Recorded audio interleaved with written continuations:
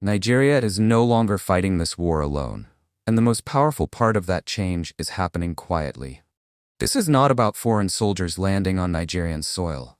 This is about something far more invisible and far more dangerous. If you only follow headlines, this story sounds simple. But if you understand how global security actually works, then you already know this moment could reshape Nigeria's future. Why did this announcement come now? Why was every word so carefully chosen?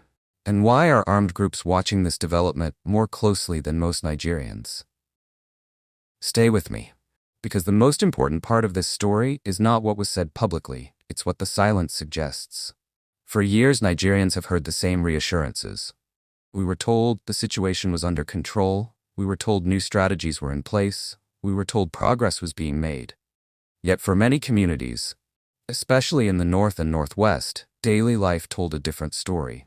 Attacks continued, roads remained dangerous, farms became killing fields, entire villages learned to live with fear as a routine, not an emergency. Then earlier this week, something shifted. During a televised interview, a senior foreign diplomat made a statement that immediately drew attention across Nigeria. He confirmed that his country was prepared to support Nigeria's fight against insecurity. Not with troops, not with visible military deployments, but through intelligence cooperation. That distinction matters. He was careful with his words. He emphasized respect for Nigeria's sovereignty, no foreign command, no replacement of Nigerian authority, no external control. Instead, he framed it as cooperation, working with Nigeria, not over Nigeria. But one phrase stood out above everything else: intelligence sharing. Because in modern conflict, intelligence is not just information. Intelligence is power. It determines who moves first, it determines who survives, and it determines who never even gets the chance to strike. That single phrase quietly changed the entire conversation. Many people misunderstood the announcement. They thought it was a promise, or a threat, or a dramatic intervention. It wasn't. It was a signal. To understand why this matters, we have to zoom out. Nigeria's security crisis is no longer viewed as a local issue. It is now seen as part of a wider instability stretching across the Sahel and into West Africa. Armed groups today do not respect borders. They move across regions, share resources, exchange tactics, and adapt faster than traditional security structures. What begins in one country can spread quickly to another. And Nigeria sits at the center of that equation. With its population size, economic influence, and geographic position, instability in Nigeria does not stay inside Nigeria. It affects trade routes, migration flows, regional economies, and international security planning. That is why global attention has been increasing. Recent diplomatic engagements and security discussions show that international actors no longer believe Nigeria's insecurity can be ignored or contained. And that realization is what makes this moment different from past promises. This development did not begin this year. It did not even begin with that interview. For months, there have been quiet meetings away from cameras and headlines, high-level discussions, security briefings, conversations about financing networks, advanced training, and intelligence coordination. Diplomacy rarely moves loudly. It moves carefully and deliberately. Nigeria has been strengthening relationships with partners willing to share expertise in surveillance, intelligence analysis, and counterterrorism strategy. These conversations were not about dramatic announcements. They were about systems, how information is collected, processed, and acted upon. Counterterrorism financing was a major focus. So was training in modern security methods. And increasingly, attention shifted toward technology-driven solutions. So when the announcement finally came, it was not sudden. It was the public confirmation of work that had already been happening quietly. Then came a part of the conversation that made many Nigerians uncomfortable. International concern has increasingly focused on vulnerable communities affected by violence. This is where opinions split sharply. Some Nigerians see external concern as overdue and necessary. Others see it as dangerous, an opening for foreign influence that could undermine independence. Both reactions are understandable. No nation wants outsiders dictating its internal security, but prolonged violence inevitably attracts global attention. What made recent statements especially sensitive was the language used. Language around protection, responsibility, and moral obligation. Words like these can reassure some people and alarm others at the same time. That is why the intelligence-focused framing was so deliberate. It avoided direct intervention while still signaling commitment.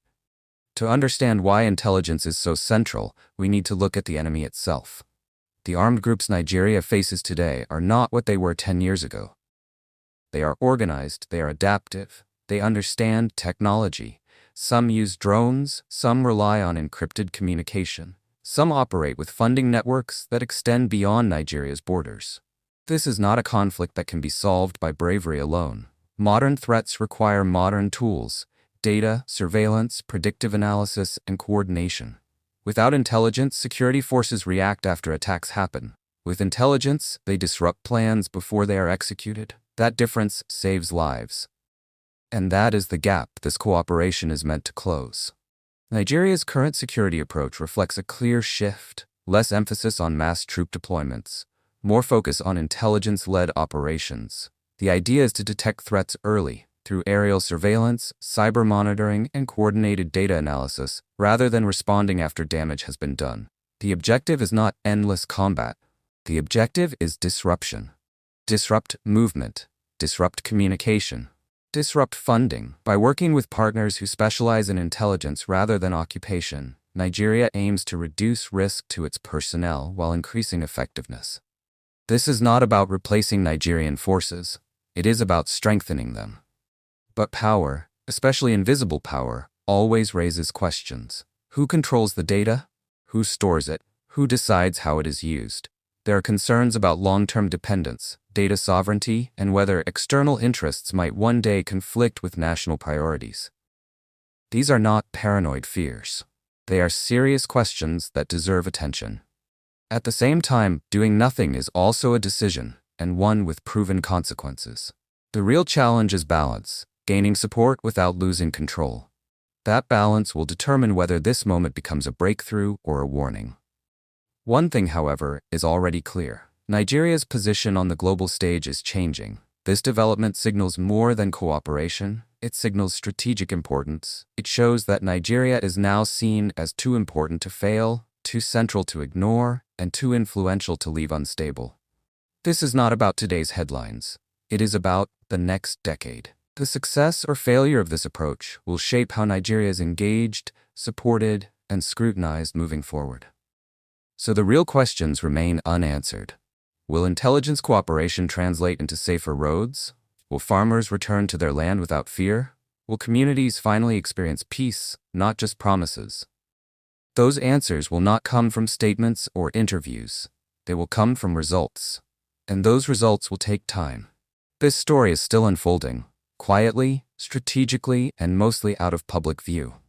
If you want to understand what is happening before it becomes obvious, stay connected.